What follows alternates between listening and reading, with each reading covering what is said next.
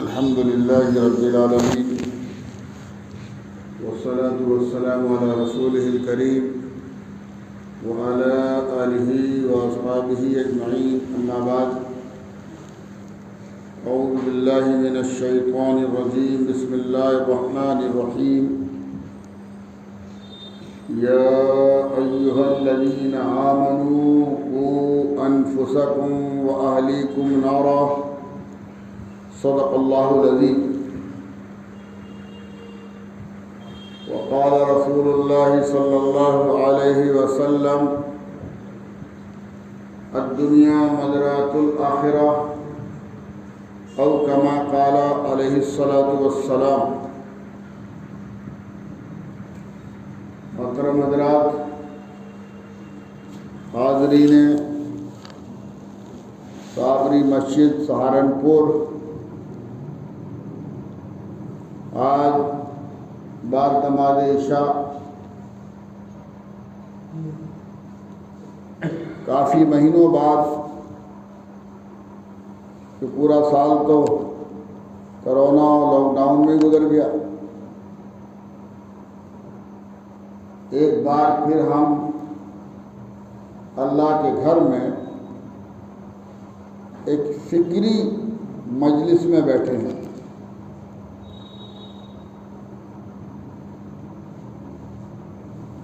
Corona virus के इस दौर में जहां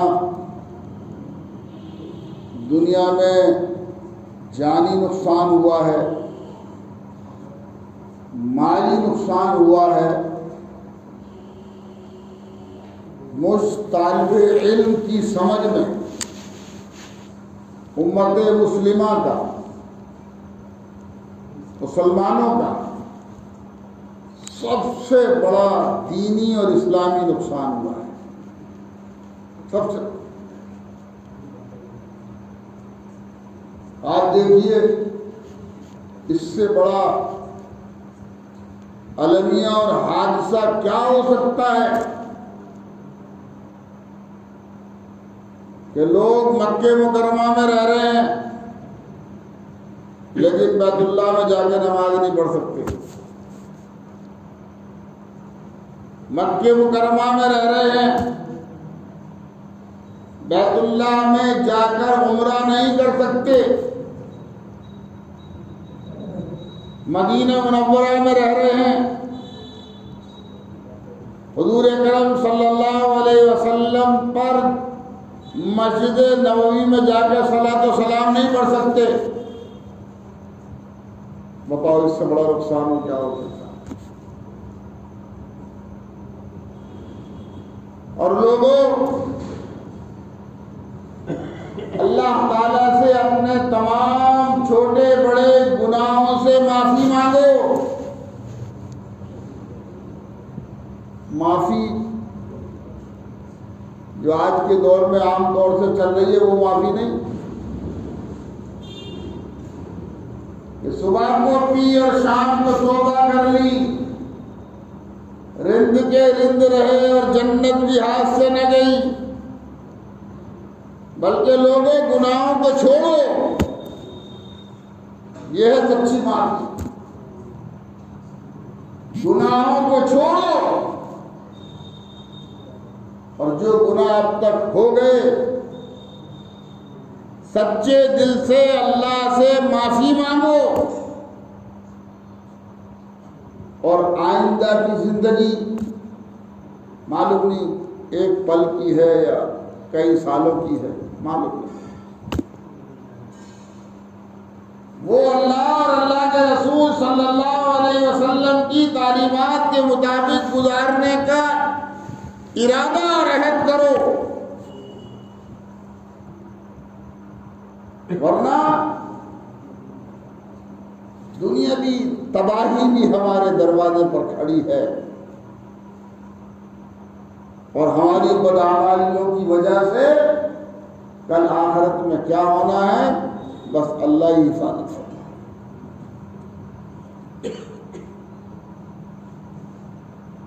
दुआएं करो, सदका खैरात में इजाफा करो, अल्लाह को राजी करने की दिन रात कोशिश करो, वरना जैसा कि देख रहे और सुनने में आ रहा है, कोरोना की तीसरी लहर भी दुनिया में आ गई, महाराष्ट्र में आ गई, 5-6 हिंदुस्तान के सूबों में आ गई। नागपुर में कर्फ्यू लग गया, 5 शहरों में रात का कर्फ्यू लग गया।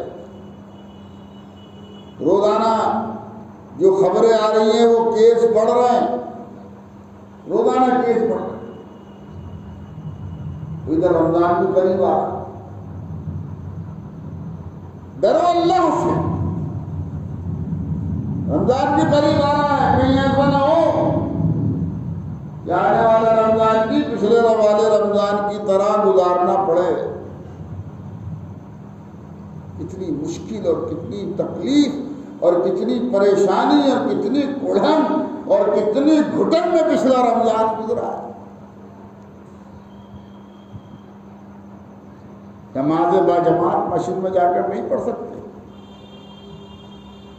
तरावी बाजमात मजमे के साथ नहीं पढ़ सकते, घरों में नमाजें, घरों में इफ्तारियां, घरों में तरावियां, और अल्लाह का फर्ज अदा करने के लिए भी चोरों की तरह नमाजें पढ़ रहे थे कि अगर हुकूमत से 5 नमाजियों की इजाजत मिली है तो 6 और 7 हो गए तो ताला लगा के नमाज पढ़ रहे हैं, कहीं ऐसा ना हो पुलिस वाले आ जाए। सलातुल फर्ज के बजाय सलातुल खौफ हो गई, डर की नमाज। अब बताओ क्या अल्लाह ताला फर्ज अदा हो जाए बसा गनीमत है, वरना ऐसी नमाज में सुकून कहाँ से मिलेगा जिसमें हर वक्त ये लगा रहेगा कहीं पुलिस ना आ जाए। और पुलिस आई भी है, पुलिस ने छापे मारे भी हैं, पुलिस ने गिरफ्तारियां भी की हैं, पुलिस ने मुकदमे भी कायम किए हैं, पुलिस ने वारंट भी काटे, पुलिस ने जुर्माने भी लगाए।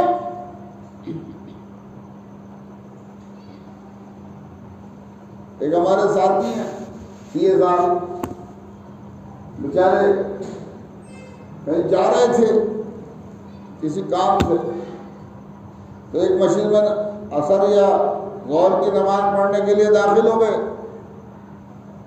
वो अलग नमाज पढ़ रहे थे बाहर शहर में, इतने में पुलिस ने छापा मार दिया। अब जब मस्जिद में गिनती हुई तो वो भी उसी गिनती में आ गए, मुकदमा कायम हो गया, वारंट आ गया। फिर वो मैंने SSP के जाकर वो सब उनका नाम निकलवाया। तो डरो अल्लाह से, जैसा कि अल्लाह से डरने का हक है। तौबा, गुनाहों को छोड़ो, अल्लाह को राजी करने की फिक्र करो, वरना तकालीफ और परेशानी और मुसीबत, तबाही और बर्बादी दरवाजे पर खड़ी है। जब नागपुर में लॉकडाउन लग सकता है, बंबई में लॉकडाउन लग सकता है, मुख्तलिफ सूबों में स्कूल खुले बंद किए जा रहे हैं, तो यूपी भी तो हिंदुस्तान का हिस्सा है। अल्लाह ना करे, अल्लाह ना करे, अल्लाह ना करे।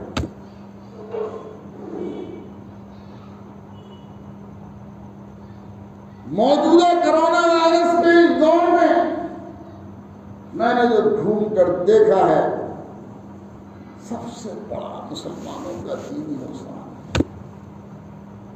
मस्जिदें वीरान हो रही, नमाजियों की तादाद घट गई, हुकूमत की तरफ से सबसे ताखीर में जो है वो मदारिस और स्कूल खुले हैं, खुदा खुदा करके खुले। तो आज हमारी गफलत की वजह से मदारिस वीरान पड़े, वीरान। और शादी खाने में चले जाओ,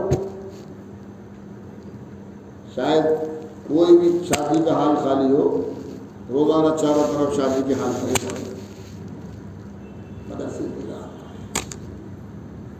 नस्लें की नस्लें तबाह हो रही हैं, दुनियावी एतबार से भी तबाह हो रही हैं। और जिस तरफ हम और हमारी नस्लें जा रही हैं, अल्लाह ताला हिफाजत फरमाए। समझाने के लिए अर्ज कर रहा हूं, आखिरत की हमेशा बाकी रहने वाली जिंदगी भी दांव पे लगेगी। थोड़ा सा सियासी दुनिया से वास्ता है, पिछले 30 सालों से ही है। आज दिल्ली में एमएलए भी हैं अल्हम्दुलिल्लाह। जब कौम के काम लेकर थाने में अधिकारियों के जाते हैं, खुदा की कसम अल्लाह के घर में बैठा हूँ, रोजाना शर्म और हया के मारे ज़मीन में हम दफन हो। ऐसे ऐसे काम हमारे बच्चों के, हमारी बच्चियों के, हमारे जवानों के, हमारी नस्लों के, ऐसे ऐसे जराइम जो मुसलमान तो क्या किसी इंसान को भी नहीं करना चाहिए, वो हमारी कौम में आ गए। और क्योंकि हमने वोट लिए हैं उनके, और वोट में तो लिखा होता है ये वली का वोट और ये शैतान का वोट है। वोट तो दोनों का बराबरी गिना जाएगा ना। मुफ्ती साहब की वोट डालेंगे तो एक गिना जाएगा, और कोई क्रिमिनल आदमी भी वोट डालेगा वो भी एक ही गिना जाएगा। तो जब वोट लिए हैं तो अब उनके लिए खड़ा तो होना है, इसलिए कि आगे भी इलेक्शन लड़ना है। सर रोजाना शर्म से झूठता। हाजी फजल रहमान तो अपने शहर के एमपी हैं, अक्सर उनके पास जाना होगा, वो भी यही शिकायत करते हैं जो मैं आपसे कह रहा हूँ। तो मौलाना नहीं पता था कि ये एमपी बनने के बाद ये सब भी करना था। परसों दिल्ली में कुंवर दानिश है एक, अमरोहा से एमपी बने, बहुत रईस तरीन घराने के आदमी। उनके वालिद या दादा जो है वो नेहरू के ज़माने में गवर्नर थे, कुंवर महमूद अली खान। वो भी एमपी बने हैं। तो उनसे मिला मैं तो वो कहने लगे, बोल साहब मुझे पता होता कि इस सियासत में इतनी गंदगी है, मैं कभी एमपी नहीं बना। मुसलमान और जिना, शराब, जुआ, सट्टा, ऐसे ऐसे केस के जो इंसान ये जमीन में दफन हो जाए। माँ बेटे का था, बाप बेटी का था, बहू ससुर पे पर इल्जाम लगा देंगे।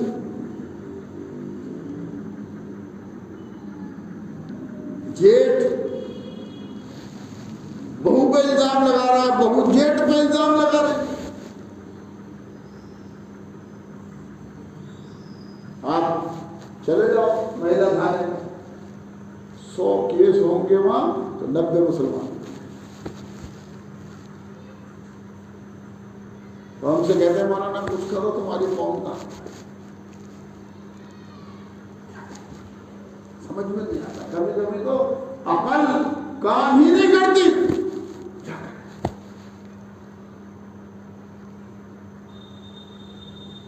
वरना जो काम आज मुसलमानों में आम हो गए, जो गुनाह, जो जराइम, जो गलतियां जो मुसलमानों में आम हो गई, वो तो इंसानों में भी नहीं होनी चाहिए। मुसलमान तो अब बताओ, कोई मुसलमान झूठा हो सकता है? झूठ हम में आम है या नहीं? कोई मुसलमान शराबी हो सकता है? नशा हम में आम हो रहा है नहीं हो रहा? कोई मुसलमान जानी हो सकता है? जिना हम में आम हो रहा है नहीं हो रहा? कोई मुसलमान धोखा दे सकता है? धोखा हम में आम हो रहा है नहीं हो रहा? आपको अपना कोई दुश्मन बनाना हो तो अपने रिश्तेदार को, दोस्त को, जानने वाले को या तो कर्ज दे दो या कोई अमानत रख दो या उस पर कोई एहसान कर दो, बस फिर आपको दुश्मन तलाश करने की जरूरत नहीं पड़ेगी। क्यों आई साहब, सही कह रहा हूँ गलत कह रहा हूँ? किसी को कर्ज दे दो, परेशानी में उसकी मदद कर दो, हैं? और फिर वक्त, अब जितना वक्त हो बाद में तकाजा करो, तो फिर आपको अपने लिए कोई दुश्मन तलाश करने की जरूरत नहीं पड़ेगी। उससे अच्छा दुश्मन फिर आपको मिलेगा नहीं। सही कह रहा हूँ गलत कह रहा हूँ? कहाँ खड़े कहाँ खड़े हैं? सोचो, फिक्र करो, गौर करो। इसलिए कि ये दुनिया दारुल अमल है, यहाँ की हर तकलीफ फना होने वाली है, यहाँ का हर आराम फना होने वाला है। असल है आखिरत। अल्लाह न करे, अल्लाह न करे, अल्लाह न करे, एक आदमी बहुत ही मुसीबतों में जिंदगी गुजार के चला जाए, मर जाएगा, दुनिया की मुसीबतों पर सिलसिला खत्म, या मरने के बाद भी रहेंगे। और एक आदमी बहुत ही ऐसे आराम में रह के चला जाए, बहुत ही वहमो गुमान से भी ज्यादा ऐशो आराम में रह ले, मरने के बाद ऐश बाकी है, खत्म है, खत्म हो जाएंगे ना। कोई औलाद अब्बा जी को कोठी के कोने में जगह नहीं देगी कि यहाँ मकान के कोने में कमर बना देगी। इसी साबरी बाग के बाद के गोल्डे साके इसी जंगल वाले कब्रिस्तान में यहीं दफन करके आए। और आज की औलाद, इसके जिम्मेदार हम हैं, इसके जिम्मेदार हम हैं। न हमने उनको दीनी तालीम दी, न हमने उनको इस्लामी तालीम दी, न हमने उनकी दीनी तरबियत की, न हमने उनको इंसान बनाने की कोशिश की, न हमने उनको मुसलमान बनाने की कोशिश की। अब आपको भी बोलता है हमारे बच्चों का नाम तो अब्दुल्ला अब्दुर्रहमान है, आप कह रहे हमने मुसलमान ही नहीं बनाया। मुसलमान तो वो है जो बुराइयां में अभी जिक्र कर रहा था उनसे पाक साफ। मुसलमान को तो अल्लाह ताला फरमा रहे हैं उदखुलू फिस्सिल्म काफा, ऐ ईमान वालो इस्लाम में पूरे पूरे दाखिल। बताओ मैं और आप अपने बेटे के लिए बहू रिश्ता देखने जाएं, उस बच्ची की के अंदर सारी सलाहियतें हों, खूबसूरत भी हो, खूब सीरत भी हो, आला तालीम याफ्ता भी हो, सब कुछ है उसमें, सिर्फ एक आंख बेचारी के पास नहीं। करेंगे अपने बच्चे से निकाह है? तो हम एक आंख वाली हमें बहू पसंद नहीं, तो अल्लाह को नाफरमान मुसलमान कहाँ से पसंद हो जाएंगे? जिनकी अक्सर जिंदगी अल्लाह की नाफरमानी में गुजर रही है, अल्लाह उन्हें पसंद कैसे करेगा? तो आज की औलाद की अक्सरियत का हाल तो ये है कि जिन बच्चों के लिए, जिस बीवी के लिए, जिन रिश्तेदारों के लिए, जिन अजीज़ों के लिए हम अपने आप को जहन्नम का ईंधन बना रहे हैं, झूठ बोलकर, हराम कमाकर, धोखे देकर, जिनके लिए हम आसान जिंदगी जमा कर रहे हैं, आज की वो औलाद तो अल्लाह हमारी नस्लों की इस्लाह फरमाए, उन पर रहम फरमाए, हमारी नमाज जनाजा भी पढ़ने के लिए तैयार नहीं। हमारा मदरसा मारिफुल कुरान 2 कब्रिस्तानों के बीच में है, गोटे शाखा और साबुन करान। अक्सर जनाजे आते रहते हैं, नमाज पढ़ने का, पढ़ाने का, दोनों का मौका मिलता है। जब पढ़ाने का मौका मिलता है तो भाई इजाज़त है नमाज पढ़ा दें, तो वहाँ दरवाजे में से आवाज़ आती है इजाज़त है पढ़ा दो। अरे भाई इनका बच्चा कहाँ है? वो बाहर खड़ा है गेट पर। अरे बेटे तू भी अपनी अम्मी अब्बा की नमाज जनाजा पढ़ ले, मेरी पैंट ना मार। कहानी बता रहा हूँ ये सही है। किसी भी जनाजे को देख लो, किसी भी जनाजे को देख लो, जितने जनाजे की नमाज पढ़ने वाले होंगे उतने या उससे ज़्यादा बाहर दरवाजे में टोपी लगाए खड़े मिलेंगे। क्या वो मुसलमान नहीं है? क्या उन्हें नहीं मरना है? क्या उनकी नमाज जनाजा नहीं होगी? क्या उन पर इस मरहूम की नमाज जनाजा पढ़ना फर्ज नहीं है? कहाँ जा रहे हैं? कहाँ जा रहे हैं? तफसील से बात करने का मौका नहीं है। जो कुछ आज दुनिया में इस्लाम के खिलाफ हो रहा है, जो कुछ आज दुनिया में और हमारे मुल्क में इस्लाम के खिलाफ हो रहा है, उसके जिम्मेदार करने वाले कम हैं हम ज्यादा।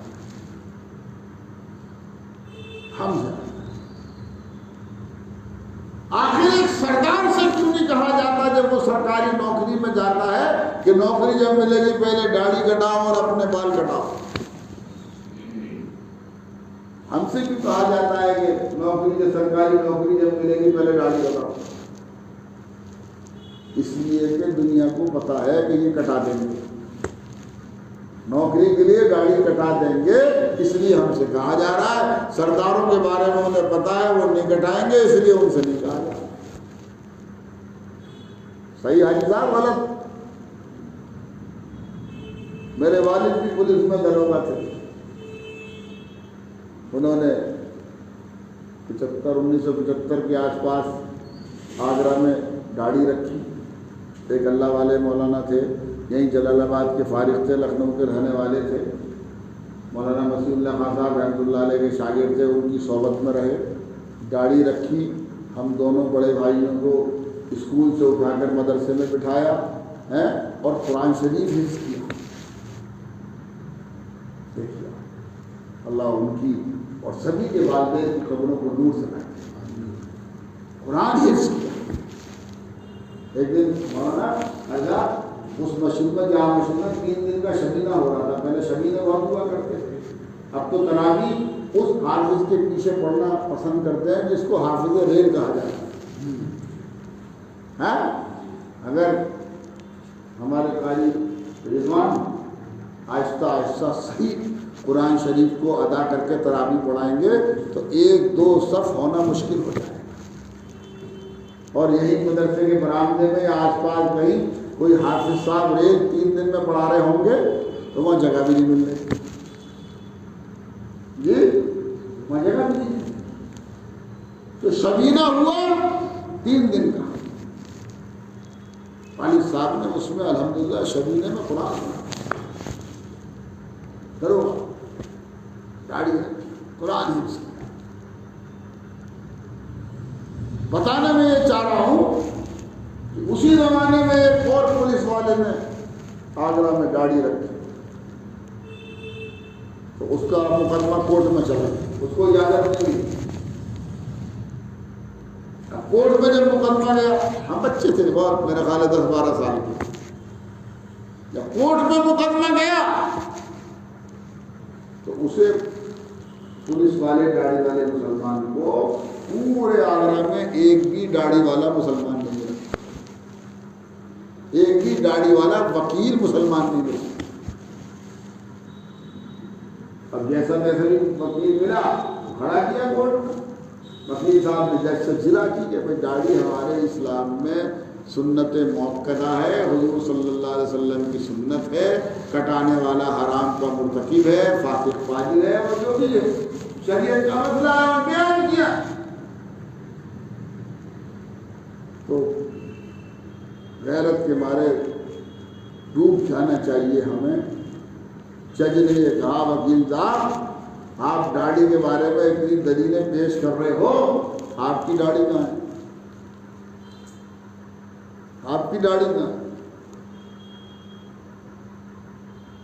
जो कच्चा माल होता है उसी में तब्दीली की जा सकती है, जो पका हुआ माल होता है उसमें कोई तब्दीली नहीं।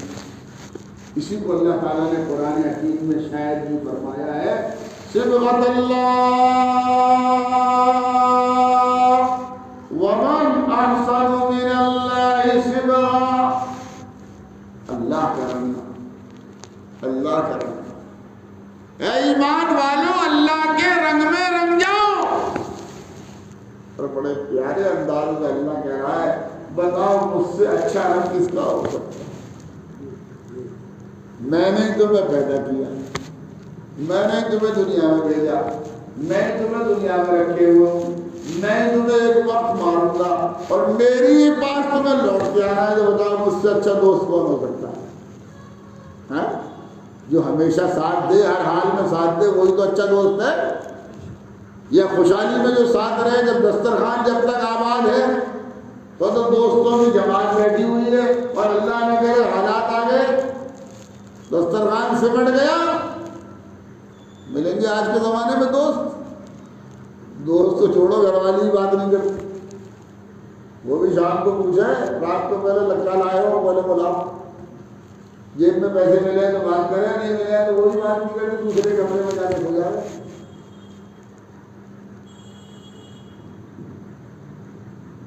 सिबगतल्लाह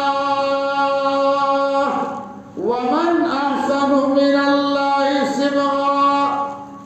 ये सबसे रंग की वास्कत है। आप उस पर कोई दूसरा रंग नहीं चढ़ा सकते, ये चढ़ जाएगा और आपको कुर्ता है किसी भी रंग में रंग लो, है?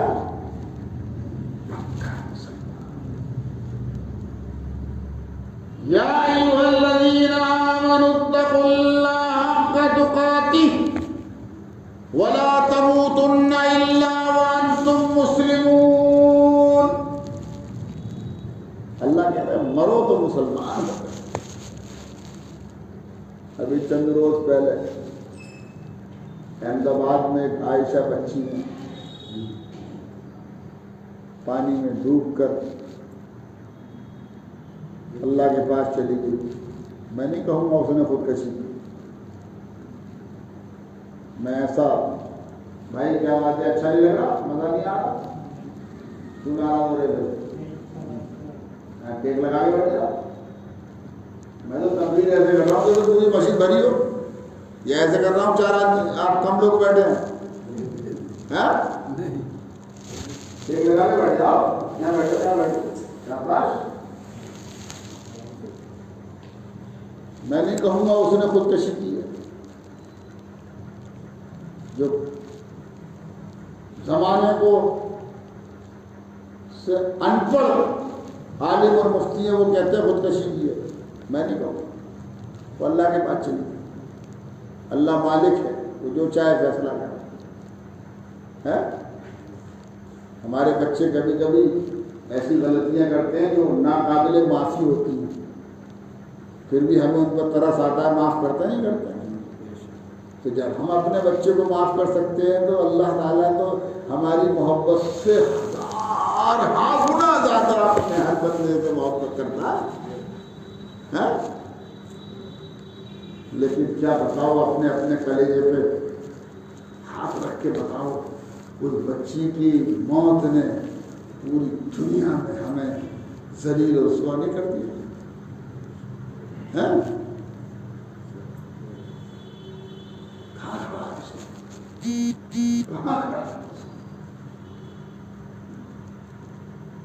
अभी 4 दिन पहले डॉक्टर सैयद फारूक साहब हैं, आपके देहरादून के बहुत बड़े जिम्मेदार शख्सियत हैं। हिमालय ड्रग्स कंपनी के मालिक, जो हिमालय की दवाएं आती हैं उसके मालिक हैं। बहुत ही कौमी, मिली, समाजी, मुल्की और इंसानों और मुसलमानों के हमदर्द हैं। वतन के एतबार से वो सहारनपुर भी रहने वाले हैं, उनके दादा या वालिद देहरादून हिजरत कर गए थे।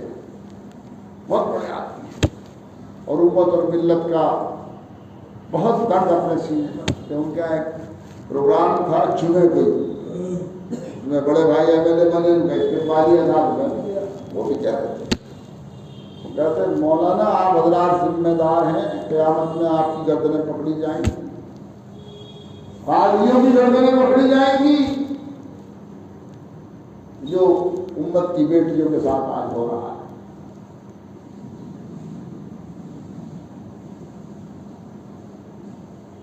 पूरी दुनिया में क्या हमें उस हादसे ने, उस जैसे तो सैकड़ों हादसे रोजाना हो रहे हैं, वो तो मंजर आम पर आ गए। क्या पूरी दुनिया में हमें रुसवा नहीं कर दिया?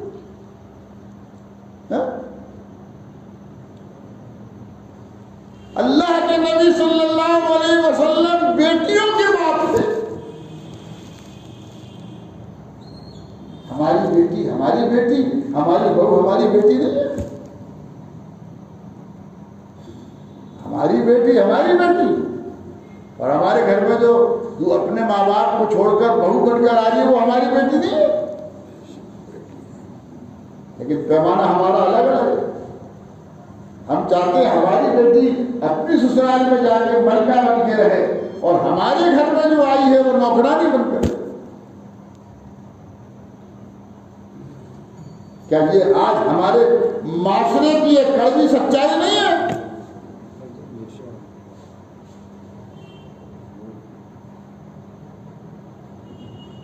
सोचो, आप जिम्मेदारान कौमों मिलकर बैठे हो, सबकी जिम्मेदारी, उलमा की जिम्मेदारी है, इमामों की जिम्मेदारी है, कौम के समाज के ज़ी-शऊर मुसलमानों की जिम्मेदारी है। तबलीगी भाइयों से खास तौर से कहूंगा मैं, मालूम नहीं इसमें कोई साथी मौलाना जवाब कर रहा है नहीं रहा, नहीं हो तो बाद में मेरी बात उनको पहुंचाना कि इस उम्मत को तबाही और बर्बादी से बचाने के लिए जहां आप घर घर जाकर एक एक आदमी की तश्कील करते हो, अल्लाह के रास्ते में निकलो। 3 दिन के लिए चलो, 40 दिन के लिए चलो, 4 महीने के लिए चलो, जब आप घर घर जाके ये तश्कील करते हो, उसी तश्कील का हिस्सा ये भी बना लो। बचपन से ही अपने बच्चे और बच्चियों की दीनी तालीम और तरबियत की फिक्र करो। दीनी तालीम और तरबियत बच्चों की घुट्टी में डालो।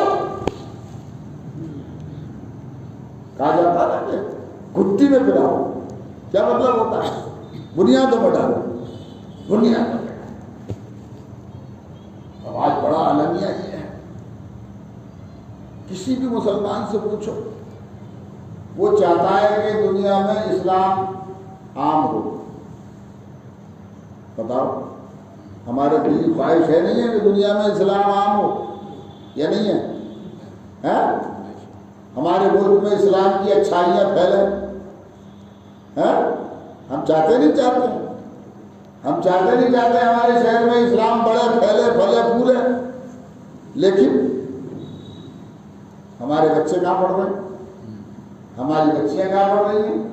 यहूदियों के यहाँ, काफिरों के यहाँ, ईसाइयों के यहाँ। हैं?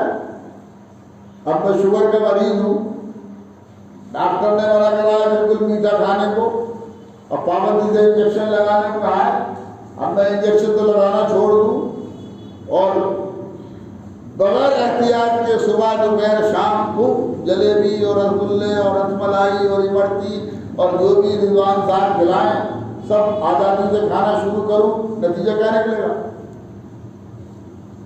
क्या नतीजा निकलेगा? हलाकत, तबाही, बर्बादी, हलाकत। अब बच्चियां जा रहे हैं दुश्मनाने इस्लाम के पास और करोड़ों रुपए महाना भी जा रहे हैं, करोड़ों रुपए महाना भी जा रहे हैं। पैसा भी जा रहा है और सरमाया भी जा रहा है। और मस्जिद में बैठ के हम सब दुआ कर रहे हैं, अल्लाह इस्लाम को गलबा अता फरमा। हो जाएगा? है?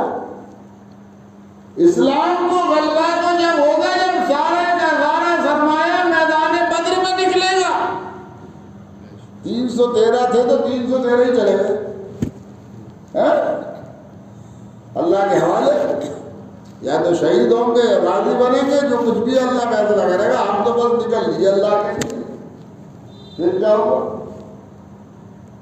अल्लाह ने मदद के लिए फरिश्तों को भेज दिया। है, और 313 निहत्ते हजारों हथियार वालों पर गालिब आ गए। किसी शायर ने यूं कह दिया, फिजाए बद्र पैदा कर, फिजाए बद्र पैदा कर, फरिश्ते तेरी नुसरत को उतर सकते हैं गर्दू से कितार अंदर। कितार अपनी जो अल्लाह उन असहाब रसूलुल्लाह सल्लल्लाहु अलैहि वसल्लम का था, क्या वो अल्लाह आज भी है? क्या बदल गया? अल्लाह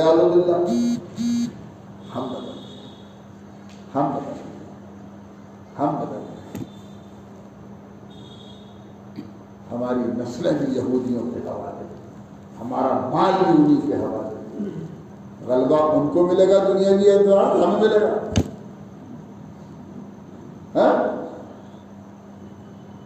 हाजी साहब, आप जिम्मेदार शख्सियत हैं, 1 लाख करोड़ रुपए सालाना कम से कम मुसलमान अपनी शादियों में इसराफ में बर्बाद करते हैं। वहां खर्च करते हैं जिससे अल्लाह, जिस खर्चे पर अल्लाह अपनी लानत भेजता है। अब बताओ क्या रिजल्ट निकलेगा? मदरसे वीरान पड़े हैं, असातिज़ा को तनख्वाहें नहीं मिल रही हैं, आज की नस्लों की तालीम और तामीर के मेमारों को खर्चे पूरे नहीं हो रहे, उनके बच्चे भूखे हैं, उनके बच्चों के इलाज नहीं हो रहे, उनके बच्चों की शादियां नहीं हो रही हैं, उनकी जरूरियात जिंदगी पूरी नहीं हो रही। क्या नतीजा निकलेगा? अल्लाह नहीं देख रहा, अल्लाह नहीं देख रहा है? इसी को मैंने कुरान करीम की आयत आपके सामने पढ़ी, या अय्युहल्लज़ीना आमनू, ए ईमान वालो। कौन है? हम और आप ही तो हैं, मुसलमान ही तो हैं। ए ईमान वालो, कू अनफुसकुम, बचाओ अपने आप को, व अहलीकुम, और अपनी अहलो अयाल, नारा, जहन्नम की दर्दनाक आग। मैंने अर्ज किया ना, दुनिया तो तंगी से गुजर जाए तब भी फना होनी है, दुनिया आसानी में गुजर जाए तब भी फना होनी है। ताजमहल बनाने वाले भी मिट्टी में मिल गए। और इसी को फरमाया जनाब मोहम्मद रसूलुल्लाह सल्लल्लाहु अलैहि वसल्लम ने, अद्दुनिया मज़रअतुल आखिरा, दुनिया आखिरत की खेती है, जो बोगे वही कर। अल्लाह ताला हमें उसने फिक्र और उसने अमल की तौफीक अता फरमाए। उलमा की जिम्मेदारी भी है, इमामों की जिम्मेदारी भी है, और कौम के जिम्मेदारों की जिम्मेदारी भी है, हर फर्द मुसलमान की जिम्मेदारी भी है, हम सब की जिम्मेदारी भी है कि इस उम्मत को, उम्मत मुस्लिमा जिसे अल्लाह ने खैर उम्मत बनाकर पैदा किया है, इस तबाही और बर्बादी के गार से निकाल कर सिरात मुस्तकीम के तरफ करेंगे। बात नहीं करेंगे तो अल्लाह हमारा मोहताज है, अल्लाह हमारा मोहताज नहीं। यस्तब्दिल कौमन गैरकुम, वो इस बात पर कादिर है कि वो हमारे अलावा दूसरी कौम खड़ी कर ले, कादिर है। और ये हो रहा है दुनिया में। आप यूरोप को सर्च करो, अमीर साहब के हाथ में टच मोबाइल है, सर्च करो यूरोप को, अमेरिका को, ऑस्ट्रेलिया को, जर्मन को, जापान को, अफ्रीका को सर्च करो। हजारों अंग्रेज मौलाना रोजाना इस्लाम में दाखिल हो रहे, हजार। यूरोप जहां ईसाइयों की हुकूमत है, आबादी भी उन्हीं की ज्यादा है, रोजाना उनके इबादत खाने, गिरजा घर बिक रहे हैं। किस्सा कहानी नहीं सुना रहा, सब करके देखो। रोजाना ईसाइयों के गिरजा घर बिक रहे हैं, मुसलमान अल्हम्दुलिल्लाह खरीद रहे हैं, और उनमें तबलीगी मरकज, मदरसे, खानका, इस्लामिक सेंटर उनमें कायम कर, मसाजिद उनमें कायम कर। मैं चंद साल मेरे साउथ अफ्रीका में था, जोहानिसबर्ग में एक सैकड़ों एकड़ का गिरजाघर बिका, सैकड़ों एकड़ जमीन में। जोहानिसबर्ग वहाँ की राजधानी है, उसमें गिरजाघर बिका, मुसलमानों ने खरीदा, साउथ अफ्रीका का वो तबलीग का मरकज बना। पहले जुमे की नमाज उसमें मौलाना साद साहब ने पढ़ी, मैं भी शरीफ था। यस्तब्दिल कौमन गैरकुम, वो हमारा मोहताज नहीं, करेंगे हमें चुनेगा, नहीं करेंगे बदल देगा, बदल देगा। लिहाजा मैं अमीर साहब आप लोगों से भी कहूँगा, हाथ जोड़कर कहूँगा, अपने आप से नहीं कह रहा हूँ, जहाँ आप एक बालिग को अल्लाह के रास्ते में तालीम और तरबियत और इस्लाह के लिए लेके चलते हो, वहाँ उसमें इतना भी जोड़ लो। और ये मौलाना इलियास साहब रहमतुल्लाह अलैह वो तबलीग के उसूलों में लिख गए हैं कि एक एक बच्चे की तालीम और तरबियत का भी इंतजाम होना चाहिए। और जब ये आने वाली नस्लों की तालीम और तरबियत का इंतजाम होगा ना, तो फिर जवानों पे मेहनत कम हो जाएगी, वहाँ से नस्ल पहले से ही बन के निकलेगी, तो फिर काम में कमी आएगी नहीं आएगी, मेहनत की जरूरत कम पड़ेगी नहीं पड़ेगी। अगर अजान होने के बाद 100% नमाजी मस्जिद में आ जाएं महल्ले वाले, तो बताओ नमाज के लिए गश्त करने की जरूरत पड़ेगी नहीं पड़ेगी। अल्लाह ताला हमें हुस्न फिक्र और हुस्न अमल की तौफीक अता फरमाए। दुनिया चंद रोज़ा है, आखिरत बाकी रहने वाली है, जन्नत भी है, जहन्नम भी है। अगर यहाँ से अच्छी ज़िंदगी गुजार कर जाएंगे तो जन्नत में ठिकाना मिलेगा, और अल्लाह न करे गलत ज़िंदगी गुजार कर जाएंगे तो जहन्नम में ठिकाना मिलेगा, और फिर वहाँ कोई चीज़ काम नहीं है, कुछ काम नहीं। अल्लाह ताला इस मुबारक मजलिस को कबूल फरमाए। जो फ़िक्र हमने आपने बैठ के की हैं, अल्लाह ताला उन्हें कबूल फरमाए, अल्लाह उन्हें बराबर फरमाए, अल्लाह ताला हमें अक़ल सलीम अता फरमाए, सिरात मुस्तक़ीम पर कायम फरमाए, बामक़सद ज़िंदगी गुजारने की तौफ़ीक़ अता फरमाए। हमारी सारी जान अल्लाह की है, हमारा सारा माल अल्लाह का है, हमारी सारी औलादें अल्लाह की हैं, हमारी सारी नेमतें अल्लाह की हैं। उन सब को अल्लाह ताला की रज़ा के लिए हमें खर्च करने वाला बनाए, और जो जिम्मेदारियाँ अल्लाह ने हमें दी हैं, अल्लाह उन जिम्मेदारियों को पूरा करने की तौफ़ीक़ अता फरमाए।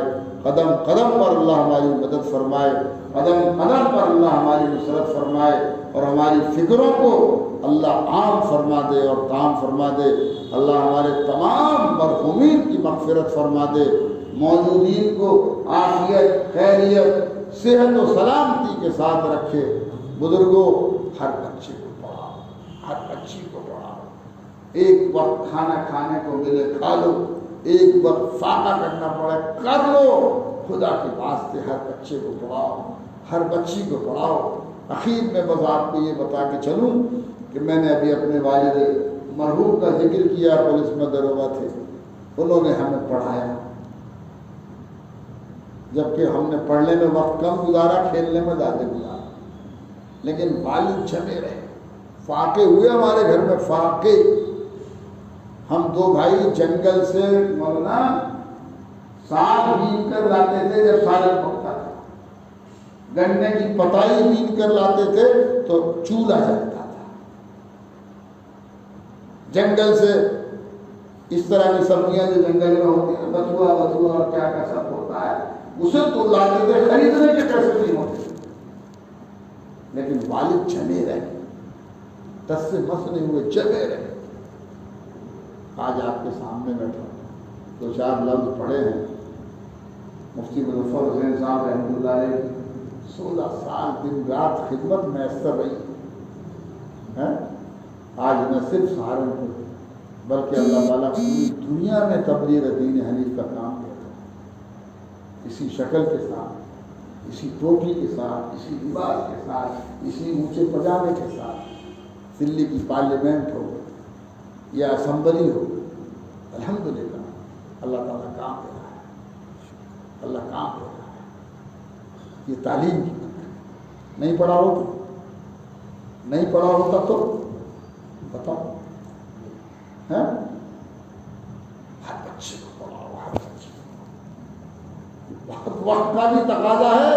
और देखो दुनिया के क़याम से लेकर आदम अलैहिस्सलाम से लेकर हुजूर अकरम सल्लल्लाहु अलैहि वसल्लम तक अल्लाह ताला ने उम्मत को जो सबसे पहला पैगाम दिया है उसका नाम है तालीम, तालीम, तालीम। हज़रत आदम अलैहिस्सलाम को भी वअल्लमा आदम अलैहिस्सलाम कुल्लहा की बुनियाद पर फरिश्तों से ज़्यादा अफज़ल बनाए, और हुजूर सल्लल्लाहु अलैहि वसल्लम को भी सबसे पहला वही तालीम। तालीम इंसानियत की रूह है, रूह। मेरा जिस्म में जरूर निकल जाए, कर लूँगा तकरीर, है? रूह है तालीम इंसानियत। अल्लाह ताला इस मुबारक मजलिस को कबूल फरमाए। तमाम समाज के जिम्मेदारों की जिम्मेदारी है इस नस्ल को तबाही और बर्बादी से बचा लो। अभी भी वक्त है, जब तक मरीज आईसीयू में भी सांस लेता रहता है, घर वाले उम्मीद नहीं छोड़ते। ये छोड़ देते हैं? सहारनपुर के डॉक्टर ने कह दिया आपका मरीज ला इलाज, घर ले जाओ, सूरह यासीन पढ़वाओ, दुआ करवाओ, जितनी खिदमत कर सकते हो कर लो। लेकिन फिर भी सोचते हैं चलो यार मेरठ ले चलो, दिल्ली ले चलो, चंडीगढ़ ले चलो, देहरादून ले चलो, वहाँ जाके आईसीयू में भर्ती करते हैं। आखिरी सांस तक हिम्मत नहीं हारते हैं।